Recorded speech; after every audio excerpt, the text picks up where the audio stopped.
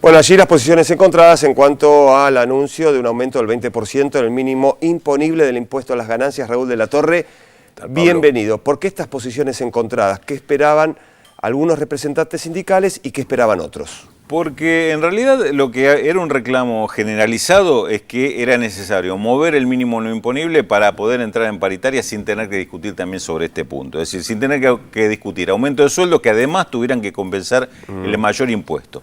Para dar un ejemplo, alguien que estaba cobrando por encima del mínimo imponible, por ejemplo, 2.000 pesos, pagaba impuestos sobre esos 2.000 pesos. Sí. Por los primeros, el primer tramo de ingresos no paga.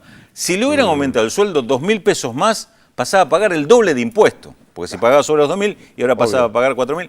La incidencia era muy fuerte del impuesto. Era necesario por lo menos hacer un ajuste del 20% que puede estar en el piso de los aumentos salariales de paritaria como para compensar parcialmente la situación del año pasado, que no fuera tan gravoso el impuesto. Este es el paso que se dio. Obviamente los dirigentes sindicales están pidiendo más que esto. Algunos piden, como por ejemplo recién escuchábamos a Moyano, uno de los reclamos es que el aumento del 20% también se haga extensivo el resto de las deducciones, por ejemplo, de deducciones por cargas familiares, que hasta ahora no se conoce que eso se haya modificado.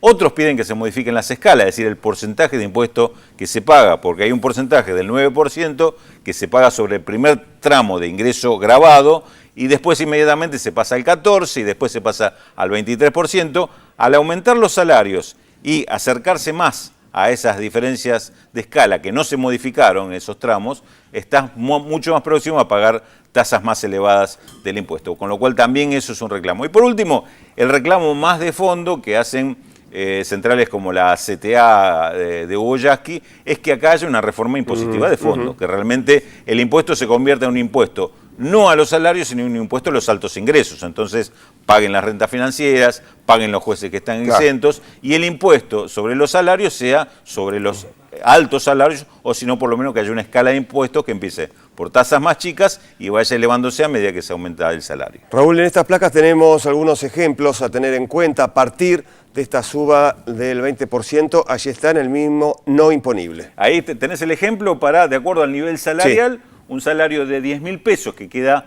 ahora, 10.000 pesos en bruto, que queda muy cerca de los algo así como 8.300 que es el nuevo mínimo imponible. Antes pagaba 462 pesos y fíjate vos el impacto por el acercamiento del mínimo no imponible. Pasa a pagar prácticamente la tercera parte, sí, 165. Cuando vas elevando los salarios, la incidencia es menor, el porcentaje que cae el impuesto es menor. 15.000 pesos, ahora pagaría 1.187 pesos por mes del impuesto, en caso de 20.000 pesos, 2.538.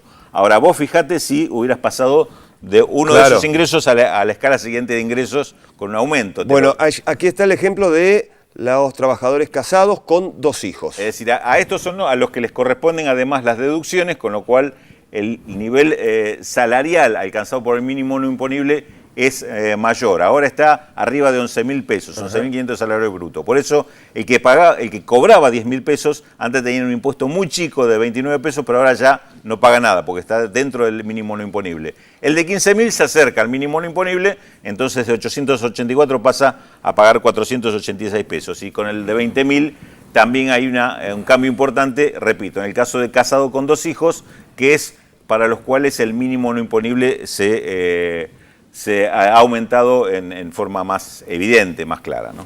Gracias, Raúl. De nada.